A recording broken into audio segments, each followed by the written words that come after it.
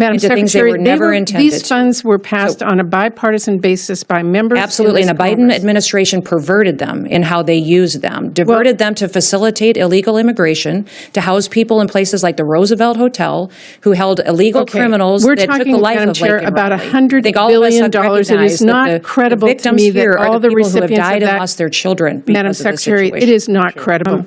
Madam Secretary, as Senator Murphy mentioned in his opening statement, Secretary Noem, under your leadership, we have seen you ignore our appropriation laws, our Constitution, common sense, and even basic humanity. And like a lot of Americans, I really have been horrified by the lawlessness and incompetence and cruelty that we have all witnessed. And for all the talk about going after criminals, you have sidetracked DHS staff who are investigating drug dealers, terrorists, human traffickers.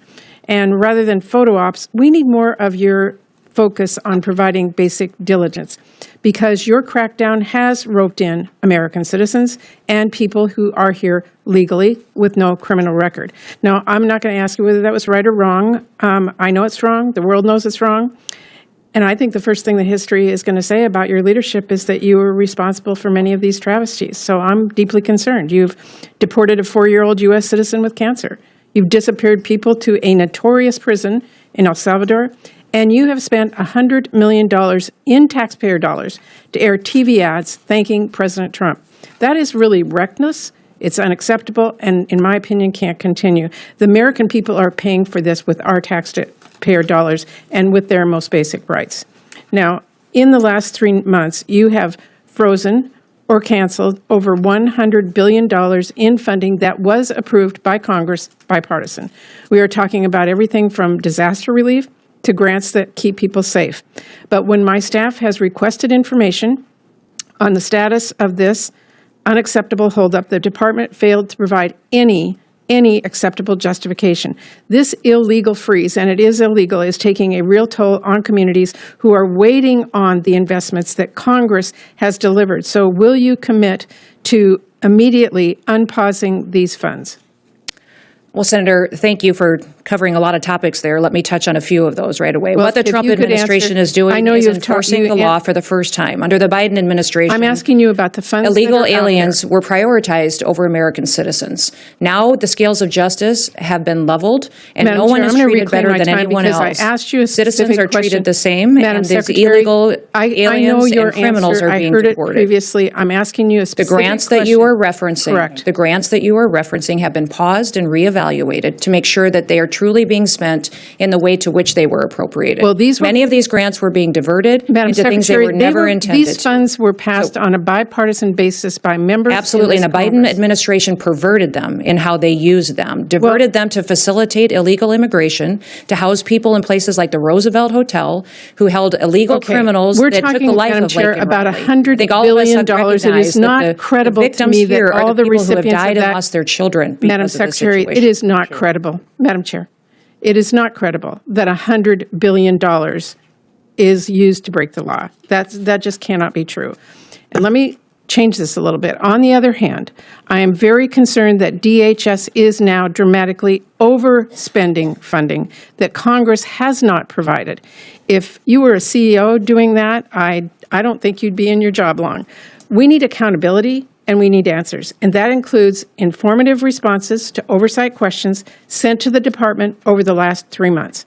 I am ranking member on this committee. I have worked with every member of this committee. We take our responsibility serious to fund your department and others. We need to have answers. We need to have accountability. And we need to make sure you're not overspending money that you were not allocated. Well, thank you for that question. I will be very clear in the fact. Do you want me to respond? Well, you can. Well, I've worked many jobs in my life, but I also have been a CEO. I've run businesses. I've been a governor. Your credentials. I'm questioning your spending. We are prioritizing where our security needs are in this country, and we are hoping that this body will agree that reconciliation is necessary to address the things that have been neglected in this country for too long, that we have the technology upgrades, the manpower upgrades that are necessary. So the $170 billion request for the Department of Homeland Security is incredibly important to make sure we have the tools that we need. Questions. The fact is that you've not been given this funding. saying that it's going to come in reconciliation that has not passed is not an acceptable answer. I did want to ask about FEMA and disaster relief. This is really important. A lot of disaster relief has been politicized. You've endorsed eliminating FEMA outright. We have seen an upheaval at FEMA that is going to put lives in jeopardy. 1 in 5 FEMA employees have been pushed out, taking this administration's so-called buyout offer. We are losing indispensable staff just weeks away from fire and hurricane season.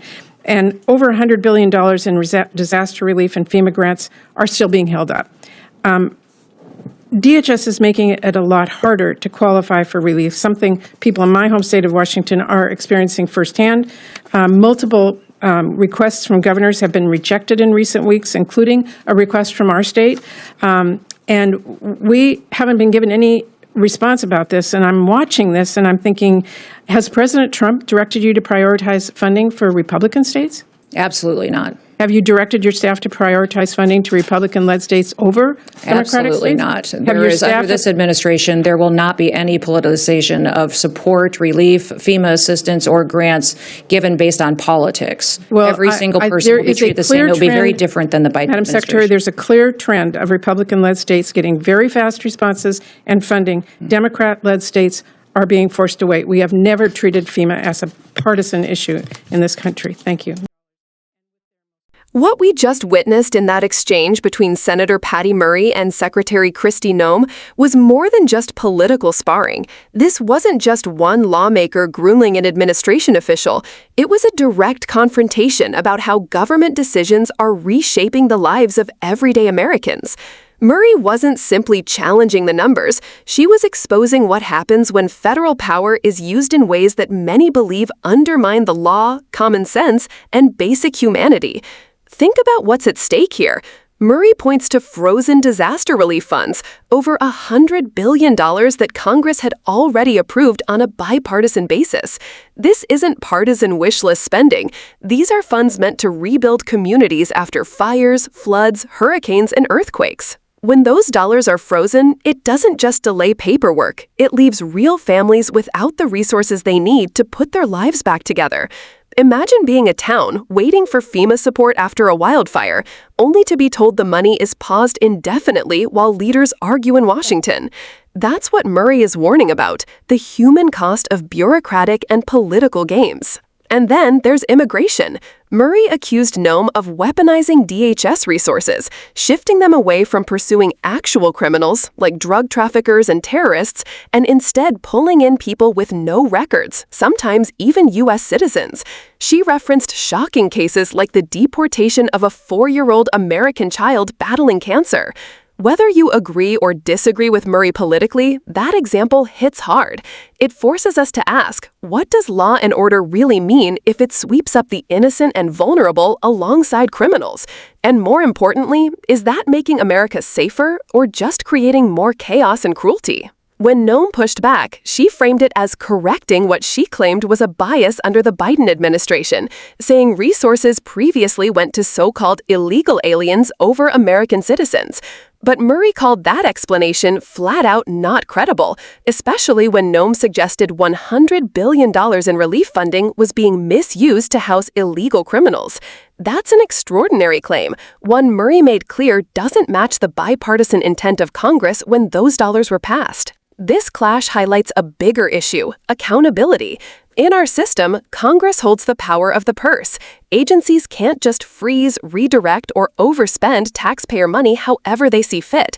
Murray is reminding us that if DHS or any agency starts treating congressional funding as optional, that undermines not only disaster relief, but the very checks and balances that keep government from sliding into executive overreach.